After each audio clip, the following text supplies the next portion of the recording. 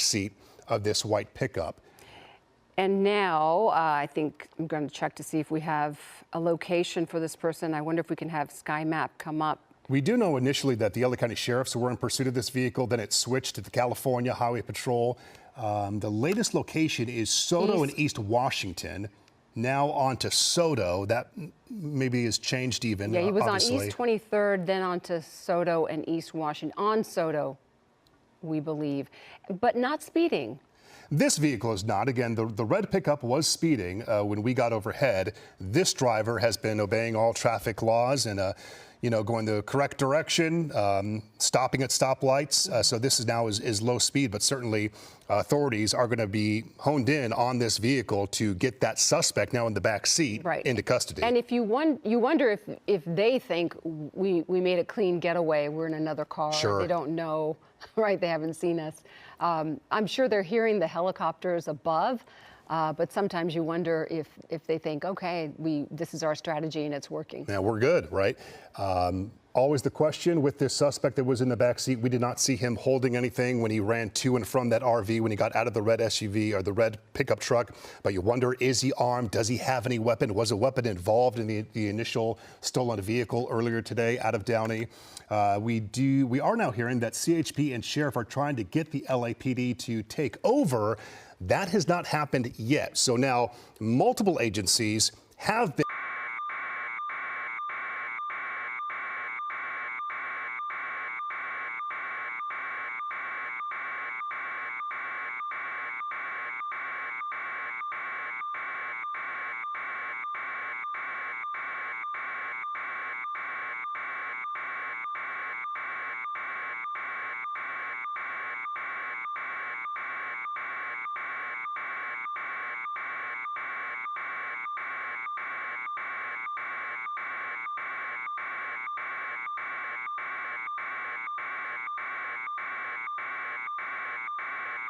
Sir, thank you so much. Always great to have you join us during these pursuits so you can make sense of some of the things that we are witnessing. Bruce, what are your thoughts so far? Well, this is definitely one of the more bizarre ones, the fact that he gets out of a vehicle that's wanted by police and then basically gets picked up by another vehicle and is just kind of hanging out with them while they drive. I was thinking the same thing. Fairly rare to have this accomplice situation. Sometimes you see the carjackings that the suspect takes over another vehicle, throws somebody out. But this was a situation from what we saw from our vantage point that this vehicle, this driver knew the suspect, was contacted, came, stopped, and waited for him. And now, so you have an accomplice situation involved in this pursuit. How does law enforcement approach that? And the fact that this driver now is going the speed limit. Yeah, you know, Mark, this is definitely more perplexing for law enforcement. We have seen, like you said, carjackings. They've gone into neighborhoods with friendly people around there who have sheltered in place. But this one, he called somebody possibly, and this person came to pick him up, and now they're just kind of driving at normal, safe speeds until law enforcement gets on scene. And we do have LAPD now. There's an LAPD cruiser right there in one lane to the left behind him. So they have now, looks like, taken over this pursuit. Initially it was LA County Sheriff's, then CHP. They requested the help of LAPD, and they have now arrived on the scene. We can tell you, eastbound 60 freeway now was approaching Whittier Boulevard. Not sure if that exit has passed yet, but they are on the eastbound 60 freeway. If you know anyone in that area, perhaps traveling in the area, for them to be advised of what's headed their direction. But now at this point, multiple freeways on and off the freeway, so multiple areas impacted now by this pursuit. At least one cruiser there trailing. Bruce, can I ask you how difficult it is when it transfers from one law enforcement jurisdiction to another, from sheriff to CHP, now to LAPD? Is it seamless, or does that make it more difficult? You know, that's a great question. We would like to believe it's seamless because of the radio under mutual aid. The agencies are monitoring this pursuit. When it comes in the area, they basically make a request saying, you know what, we would ask that, LAPD take this pursuit over from us because they're on surface streets in an LAPD area.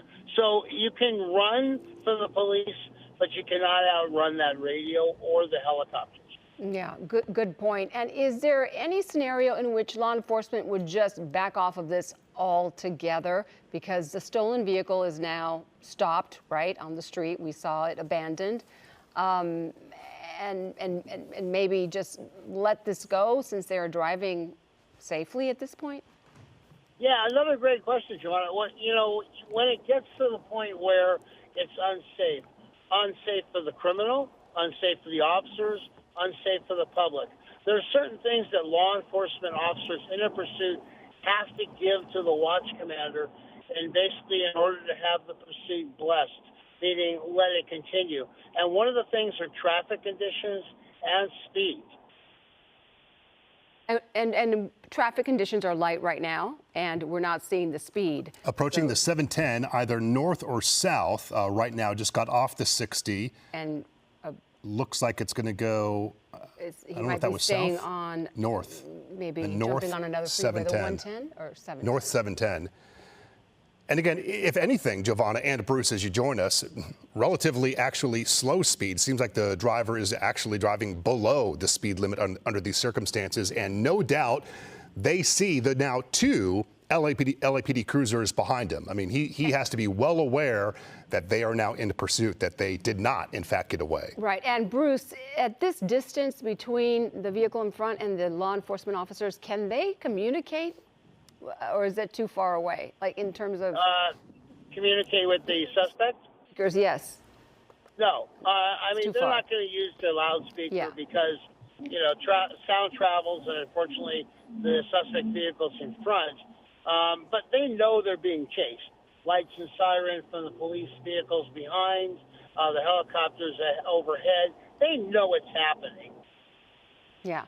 And what happens to the suspect who was in that red car initially? The suspect that was a passenger, and we saw them ditch that car and run in the opposite direction. What happens in terms of with that person in terms of law enforcement? Well, LAPD or whatever law enforcement agency that would take them into custody and basically interrogate them, ask them questions. Who is that person? What are they doing? Why are they running from us? To get as much information as they can on the suspect so they can build up basically a criminal history or a workup to see if this person has been in jail before, if they're a violent offender, that kind of information. You are seeing on the right side of your screen a video from earlier when that red pickup truck got off the freeway, was driving somewhat erratically at times on the wrong side of the road in more of a speeding situation. Interesting, Giovanna and Bruce, that both of the vehicles, both the one that was apparently stolen and then the white pickup truck that picked him up, both of them are work trucks of some sort. And again, this was stolen. The red pickup truck reported stolen earlier today in the Downey area. And again, to clarify and reiterate, if you're just joining us, that there were two people that we saw in the red pickup truck right there. You see a passenger get out, walk out slowly. We lose track of that person. This guy getting into that black RV was the driver. He had a dog, left the dog in the RV, ran back now over to this white pickup truck, got in the back seat of the white pickup. So that maybe brings you up to speed if you're just joining us as we break in with this coverage, that you have an accomplice, a driver in this white Chevy pickup truck. You have a suspect from the initial pursuit that's now in the back seat. Yeah. We're getting a couple pieces of information that the stolen vehicle, that incident may have happened on the eastbound 5 near Lorena. That's new information we're getting. And also just noting that the 710 freeway will end coming up here as it nears Cal State L.A. So what? And this area always jams up at that junction. Yes. So I'm sorry, Mark, Giovanna. One of the things going back. We talk about pursuits, and one of the things that they've done studies on are the third vehicle pursuits, meaning the unintentional motorists who are involved in accidents with injury and because of a pursuit. So that's one of the things also the pursuing officers take into account, as does the watch commander. How dangerous is this pursuit? And at this point, I mean, at the current moment, it's not. I mean, again, we have not seen this white Chevy go over the speed limit, drive erratically, drive on the wrong side of the road. So it's slow. That is in the best interest of law enforcement. I mean, that's on their side. They have they have time on their side to get this resolved. I don't think under these circumstances that they would pull off because it's not dangerous. He's not speeding. They know he's in there, so they're going to keep following him. Yeah, that's the mindset? Yes, that is the mindset. As long as it's safe to do so, and the criteria for the pursuit, like we talked about, is met. The helicopters overhead are relaying information to the pursuing officers, such as cross traffic, traffic additions, like you just said, speed, direction of travel, all those things. So they're taking a lot off the pursuing officer's plate. Here we go, Bruce. Looks like this vehicle's now coming to a stop. Yes, and we're seeing the CHP vehicle behind it. If you could pull away, Air 7, if you can pull away, exiting their vehicles there, both of them, LAPD and CHP. Well, this would be fantastic if they can just bring this to an end. Again, you have a driver, an accomplice, and then the suspect, the initial suspect in the back. We assume or think only 2 in the car. Not sure if there are additional. So now the situation, we have CHP re-engaged, now taking over this part of the pursuit to bring it to an end. Yeah, and we can only hope that this will end peacefully, that they will communicate with them, and they will heed their warnings to exit the vehicle. It does appear like there's three people inside. We got 3 now. Yes, 3 people inside. At least. Well, the initial suspect went into the back cab. Yeah. And maybe that's why he went into the back cab, because there were 2 people in the front seat. And I thought for a moment maybe it was another carjacking, but it was just too calm, and it just seemed as if they were waiting for him. He was certainly being picked up, whether there was a phone call or whatnot. That vehicle was there waiting for this guy. So now we have at least 3 people in this Chevy. We'll see if there are additional. It looks like a woman there in the passenger seat. And Bruce, walk us through what law enforcement on the ground are telling these people. Basically, they're giving them instructions, very simplified instructions. In this case, some agencies will call the suspects out and have them lay on the asphalt between their cars and the suspect vehicle, keeping their hands at a distance away from their sides, maybe lift their shirt up. But they're giving them very short, concise commands, so there's no confusion by anybody. Oh, no. Great. Okay. Well, not what CHP wanted. Perhaps the suspect or that woman then taking over driving of this vehicle. Well, Yikes. We don't know if the suspect was armed. There has been no word of that, but we don't know if there's any coercion underway. He was in the back cab. Again, making a lot of assumptions here because we just don't have those details. But it's interesting that they would have stopped to allow that driver to exit. It was the driver that exited. It was the driver that exited. And it was not the suspect. And then we know there also at least is a woman in this Chevy as well. And notice here already the speed. That's quicker than the previous driver. Seen. And maybe the driver was complaining and saying, I don't want any part of this. Yeah. And let me out.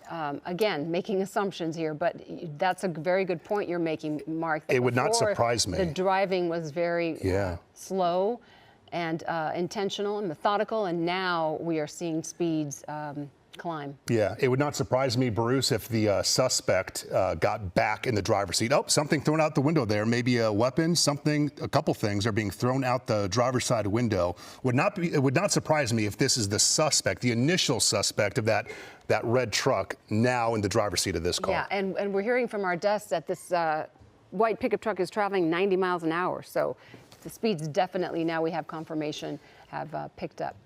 Bruce, well, I'm not sure if you can tell, but that may have been the end of the freeway, the 710, because we were coming right towards, we were coming right there at the end of the 710, which is near Cal State L.A., which I think would have been to the right if he would have gone.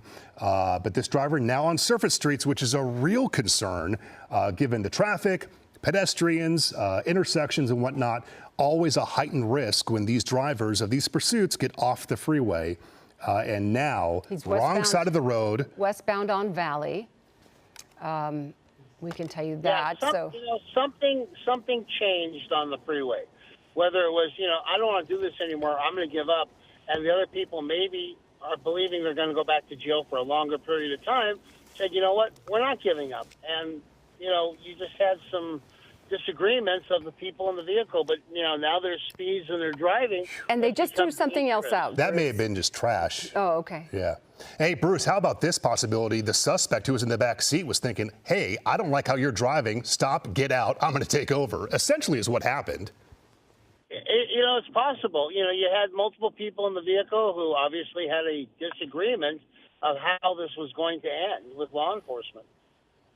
And this might be getting back onto the freeway, but making a U-turn here.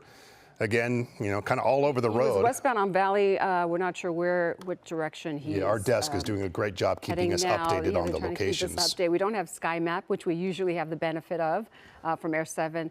Don't have that today. But you can see the law enforcement chopper following as well. Just a moment ago, it appeared on the screen. And again, look at driving in the middle lane of traffic. We're told this is Alhambra Street. Fast. Okay, on Alhambra. And weaving in and out of lanes to pass slower cars.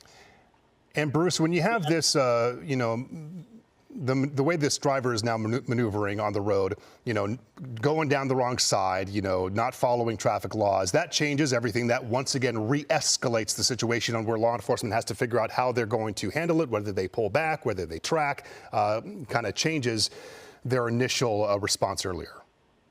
Very much so, because law enforcement doesn't want to force the suspect's hand, meaning, like you said, they're driving on the wrong side of the road. The speeds are way above what's posted for the speed limit area. The other thing, too, is, can you pit a vehicle this size? It's very difficult because that vehicle outweighs the patrol cars. Yeah, and we're getting, he already blew through a stop sign. There's another one that he's blowing through. And, making these turns, it's probably not easy to see what's to come, what's ahead. If you have those pedestrians, you got a pedestrian there on the sidewalk. Right there. And now as he's going through residential areas or mixed use areas, you will see more pedestrians and people out with their dogs. Sometimes we'll see suspects drive through neighborhoods they're familiar with. It's probably too early to determine if that's the case here, but he's certainly comfortable with the streets here in this area and continues to blow through intersections, not driving safely at all, putting everyone at risk, which is so common with these pursuits. And he just ran another stop sign. Yeah, he's not stopping anywhere. He's been blowing through every stop sign that he's passed, and at times been pretty close to potential head-on collisions with other cars around these bends. There have been some close calls here with this driver, going to try to maneuver past this guy. And here's the problem. These drivers, like this silver SUV in front, they don't know what's going on. They just see this, what they probably think is a crazy guy coming up behind them. So certainly concerning for other motorists on the road. Air 7, if you could pull out just a bit to give us a view, if we have law enforcement, how far behind are they if they are trailing? See, this might be one of those tracking mode situations where they now have pulling back because it's off the freeway, but no doubt still following with the helicopter. At this point, if I was the watch commander, I would probably request that the units go into a tracking mode or surveillance mode. Let the helicopters do their job. Oh, look at this. Look at this, Bruce. He just went over a middle divider there onto another street. And now we don't know where he's on at this point. We'll try to get an update for you. But again, speeding. Wrong side of the road as he goes through the signal. Let's see. Yeah, no one is chasing him now. That's the last word from our assignment desk, according to the LAPD. He's now on Huntington, and we actually are being told that police units are about a half mile away, and maybe that goes along with the surveillance right there through the middle, now wrong side of the road. Oh, you hate to see this. Yeah, you hate to see this kind of behavior. Very dangerous. Again, law enforcement about a half mile behind as they track where they are close enough to be there should this come to an end. They're not far behind, although they're not right behind this guy, they're still nearby. Right, and this behavior alone, him driving against incoming traffic, is enough, I would think, for law enforcement to really try to put an end to this, as opposed to stopping altogether and pulling back. And let me ask Air 7 if I can, are we able to get a view of the driver compartment area to see if we can see if this is the same guy from earlier who got out of that red pickup truck? And we see the arm there. The driving style, the speed now, the way he's going across the road, it's certainly similar to what the situation was earlier when he was in the red pickup truck. So we're hearing from Air 7, they are confirming it is the suspect that was in the red pickup truck. yeah. So he does have a female, at least one female passenger in this white Chevy now as well. So he's not alone in there. So whether she's now considered an accomplice as well, from what we've seen, she was never behind the wheel. She's been a passenger the entire time. So what her role in this is, how she knows this suspect, that is all to they're now on Mission Road, and all of those things you're pointing out, Mark. We have very little information. We're sharing, we're giving you as much as we know, and all we know is that this started in the Downey area, off southbound 5, I believe, a stolen vehicle, that red pickup truck we saw earlier. And we saw the suspect who was driving this white pickup truck and another passenger ditch that vehicle near a homeless encampment. They each went separate ways. The driver of this white pickup ran into a motorhome, left the dog, and then jumped into this pickup truck, which appeared to be waiting for him with 2 people inside. And if you're wondering what we're seeing on the right side, if you're just tuning into this pursuit, the video there on the right side was when this white pickup truck stopped briefly on the northbound 710 near Cal State L.A. The driver got out, who was apparently an accomplice, and then the original suspect continued on. So it only stopped for maybe 2 minutes or so.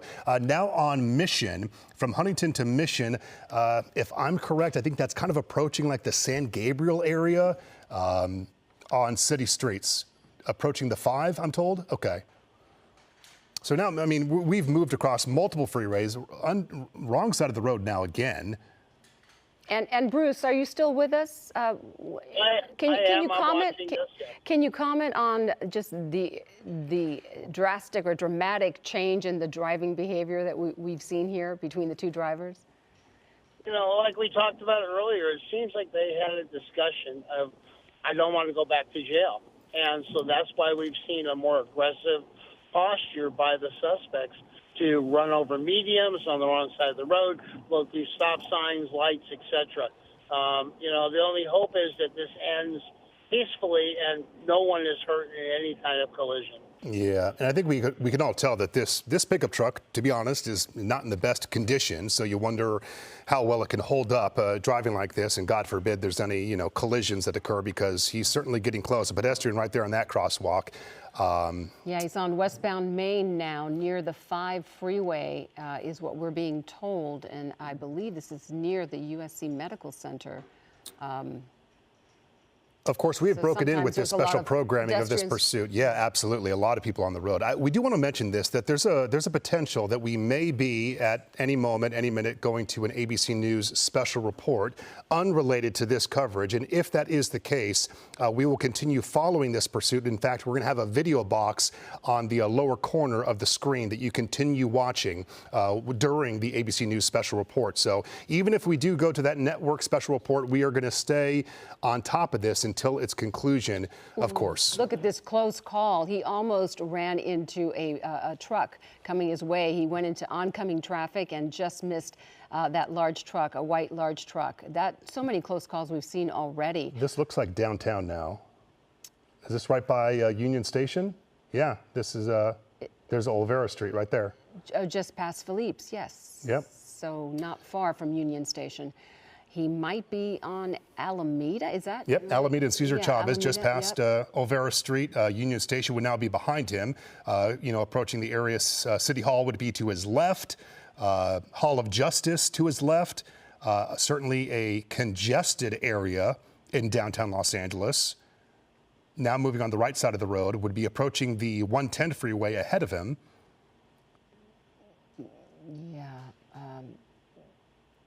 Yeah, he doesn't seem to want to stop. That is certainly for not. Sure. And again, we don't have any word on whether he is armed and how that stolen pickup truck was taken.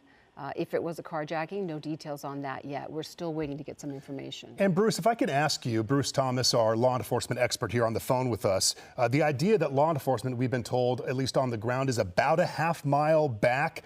That approach, is that to not escalate the situation where this driver feels that they have law enforcement right on their tail, and then should something happen, they're close enough to get there? That's correct, yeah. We've seen a total wanton disregard by the suspect driving this vehicle. And so law enforcement doesn't want to push them over the edge, so to speak, making them go any faster or driving any more dangerous than they are. But when they do stop and decide they want to give up, law enforcement will be there pretty quick to conduct a felony traffic stop and take everyone into custody. Yeah, we believe he is still on, he's on... Still in downtown, he's downtown, approaching the 110. Approaching the 110 freeway now. In a moment, he'd be getting into Echo Park area. Yes, I wonder if he will be jumping on the 110 freeway so he can gain some traction. He's driving slower on the surface streets, not as slow as he should, I should say. I could be wrong, but this might even transition into Glendale Boulevard or Alvarado. It might be. Yeah, it might be Glendale, and then you could jump on the 2 freeway. Yeah. It is, in fact, Glendale. Yeah, coming up on the 2 as well. Glendale Boulevard. Lots of options of where you can go. Certainly a congested area here, and you saw right there passing Echo Park Boulevard. So Bruce, if you were working today, what would you tell your officers on the ground? Don't get involved. Stay back. We have the helicopters doing a surveillance mode of this, but be in the area and let's formulate a plan for the terminus of this pursuit, meaning how are we going to take them into custody if they foot bail or run? What is our plan? Right. Because that's one thing in law enforcement we do is have plan A, B, C, and D. And in those plans, would a spike strip in this situation and or a pit maneuver play a role at all? I know there are a lot of cars on the road right now where he is, but we've seen him in some areas with less traffic. Yeah, a spike strip, if he was transversing the same streets, they could formulate that plan. But he or she, we're not sure which one's driving, is basically all over the board on this. They've left the Downey area. They've gone through East L.A., Whittier, and now they're in downtown Los Angeles. Yeah, back onto southbound Glendale Boulevard. So kind of made a loop back. He was approaching the 5 or the 2 and then kind of looped back. Yeah, he's making his way into the Silver Lake district now, which is even more congested. Yeah. Lots of pedestrians in both of these areas, which is always a concern, especially seeing the driving style on the wrong side of the road, blowing through stop signs. And as Bruce mentioned, and if you're just joining here, we don't know, we assume, we believe pretty confidently that this is the original suspect who's driving, and that there's a female passenger, potential accomplice, right through that stop sign, also in the car. That would put 2 people in the car, not sure if there's a third person. And it was really interesting, again, earlier that he had a dog that he got out of the first car, the first pickup truck that was stolen, left that dog in the RV that he ditched it at. So at least 2 people now. So you're gonna have to approach this if and when it comes to an end, getting both of them out and how you handle that situation. Right, and that's the original stolen red vehicle that we were talking about, and that there is the RV, the motorhome that we saw the suspect running into, and now you see video of him running away from the motorhome back towards this white pickup truck that seemed to be waiting for him right here. Yeah. He almost jumped into the front seat and then decided to get back in the cab, and we assume it's because there was that woman in the front seat. And to the left of your screen, you're looking at live pictures from Air 7. I believe he was on Temple. He turned on Union. We don't know where he is right now, but we believe this is in the downtown area adjacent to Silver Lake. He's been driving for a minute, so we're not sure what the latest his latest location is. And the way that he approached that black RV encampment area, it sure seemed that he knew that location, whether it was a friend's place or where he stayed, the way that he entered that RV, which, Bruce, could be a really good lead for law enforcement. I got to assume that some officers then responded to that location trying to get some more information about the suspect. Is that likely happening as we speak? Yeah, they probably went over to that encampment, in a friendly manner. Basically, anybody know this person? Tell me a little bit about him. Do you have a name, anything like that at all? But we have seen vehicles that have been taken by unhoused individuals from homeless encampments before. It's just an opportunity for them to drive a vehicle, which they wouldn't normally have. Getting information that that this was a carjacking, and that would elevate the charges and also the level of danger that this person poses to the public. And so in this case, it might change the strategy of law enforcement and actually encourage them to stay on this person. That is interesting. I'm sorry, Mark. What you have is a felony crime now. Before, you have taking the vehicle without the owner's consent. It's basically a misdemeanor, but now it's been elevated to a grade 1 felony, a carjacking, 215 of the Penal Code. Yeah, that definitely is different from what we were assuming and discussing, that this guy, the previous driver, had stopped, intentionally to let his buddy in. But CHP is saying that this was then a carjacking for this pickup truck. For the pickup truck, yeah. That's my understanding. The original red 2006 Ford pickup truck was a carjacking. Okay. And it makes sense that if they were trying to get away from authorities, they would have gone back to where they could ditch it near to where they think they could escape, right? Where the motorhome was. Hopefully when law enforcement does respond to that motorhome, there's some sort of ID. Bruce was talking about trying to identify who the suspect was, and hopefully there is some sort of identification or someone nearby who would know who he is. Yeah, it creates all those questions, all the investigative questions when you have two different vehicles, different people involved. So while we try to sort that out, even though law enforcement is giving us that information, sometimes it even gets, clarified after the fact. So we'll see what the ultimate situation is. These are always so fluid. We're getting details. We hear one thing and then there's a correction or a clarification on some details. So, bear with us. We're sharing as much information as we can as we receive it. But again, you're looking at a live pursuit from Air 7 HD over downtown Los Angeles. This has been underway for almost an hour. Yeah, I'd say about an hour now. Yep. And authorities are following this white pickup truck with two people inside. We believe the driver of this white pickup truck was the person responsible for a carjacking in Downey of a red pickup truck. And we showed you earlier video of that red pickup truck being abandoned. Were you going to add something? No, just the location here, 8th and I believe that would be Figueroa, where maybe we lost sight of him for just a moment behind those buildings. There it is again. I would think that this is now northbound on Figueroa, I believe, when we're looking at the location now into the downtown area. Air 7, I think we had him there to the right, if that was not him. I thought it was. It looked like a white pickup truck in some distress, which is what we've been seeing. Maybe we have. There, great work by Air 7 to get a better handle on the location of that pickup. It's hard with the tall buildings in downtown L.A. And what our pilot and cameraman, what they're dealing with is the same thing that law enforcement is dealing with too. When you get these buildings on the location, if the vehicle stops, if they go in somewhere, the buildings make it that much more difficult. Bruce, what is that, aspect of the pursuit when it gets into an area where you have these buildings, you have parking garages? That's another aspect, a concern of escape routes for the suspect. Is that correct? That is 100% correct. The buildings provide cover that the airship can't get low enough to maintain a visual on the suspect. And basically, when they go into the tall building areas or even parking garages, the helicopter is rendered useless. Yeah. Yeah, that's unfortunate. Yesterday, we were following a pursuit at the same time of day, and the driver in that case stopped at a residential building and ran into the parking garage. So, that poses all sorts of new problems. But this pickup truck seems to be going through downtown L.A. and not stopping and perhaps not looking for a place where he could ditch the vehicle. Yeah, on Olive here, just above Grand Central Market, under this underpass. And did they come out on the other side?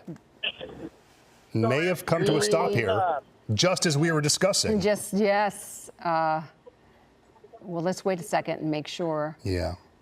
That, it's really hard with these high rises to see what's happening on that street beyond the buildings. Bruce, let me ask you this. If that truck stopped there on Olive, I believe is where they were located, how quickly does law enforcement get in there? Because there are multiple levels for them to escape. What do they do to secure the area? Basically, they're going to set up a containment. The vehicle has stopped. Officers will flood the area. They will begin looking for the suspect. They may even request a canine unit, also to get a scent of the suspect. So basically, it's just a containment at this point.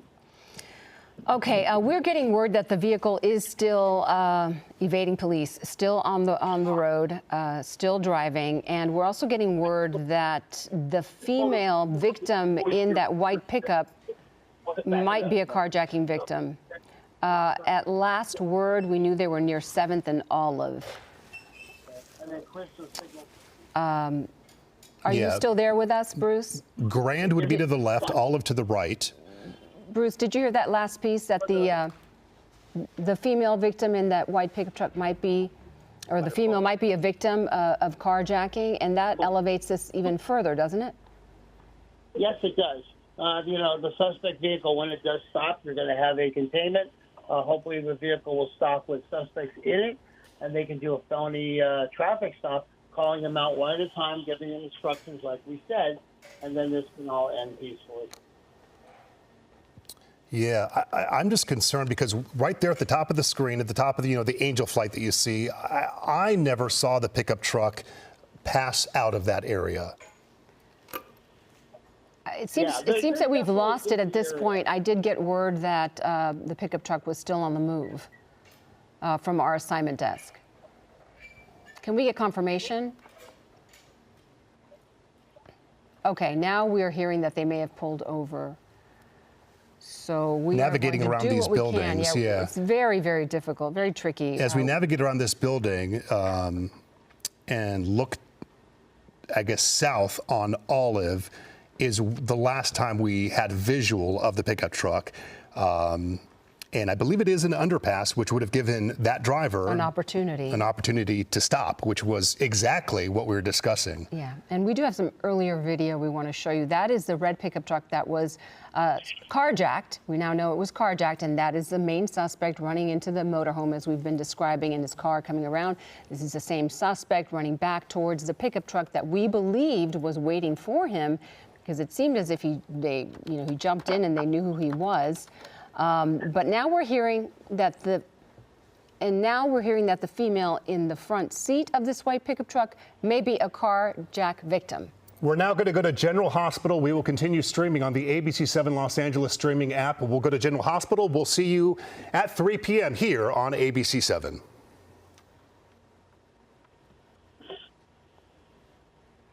All right, and we're continuing our coverage here on our streaming channel. And again, you're looking at that motorhome to the right of your screen. That is where the suspect jumped into. That's his car, his dog. You can see running around the motorhome.